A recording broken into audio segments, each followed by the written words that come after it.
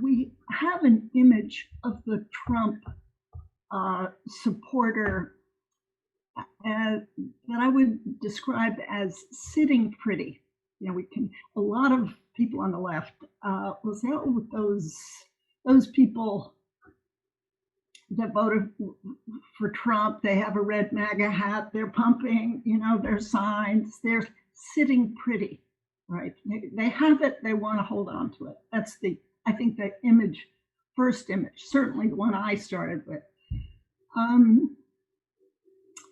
And there are some like that, but on the whole, all the interviews I've done, and a lot in 5 years in the heartland of Trump in southern Louisiana around the petrochemical industry, and now I'm doing work in Appalachia, in eastern Kentucky, and the sitting pretty image describes very few of the people I'm getting to know. The next kind of image that I think comes to mind popularly is the wealthy guardian. You remember in the Trump campaign, this St. Louis couple, the McCloskeys, that were brandishing guns against Black Lives Matter protesters, marchers. I see a little of that, and that's a kind of major image, but I don't think that's who I'm seeing. So there's this third image that I'm actually in the process of trying to get clear on myself. So we're all thinkers and explorers here, but I'll tell you what my journey is leading me to think.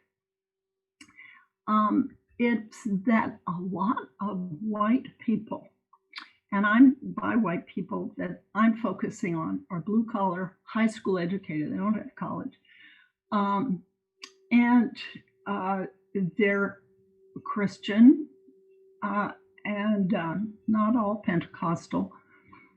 And right now I'm doing interviews for people in the hollers of eastern Kentucky. And they feel like a minority group. I know this sounds hard to believe, but they feel like a kind of minority group themselves. And they actually feel that life is rigged against them. They get their picture of reality from not only Fox News, but they'll tune in to CNN, MSNBC, sometimes just to taste what the other side thinks, but also, to kind of be interested. And what they see there, they say, oh, look at all the people of color that are newscasters and, weather people, and no white men anymore, gosh. And then they see Black football stars and basketball stars getting multi-million-dollar deals to advertise stuff. And they think, wow, they're millionaires, they're billionaires. Gosh, those Blacks are really getting ahead. So there's a sense of being left out. Now, not everybody is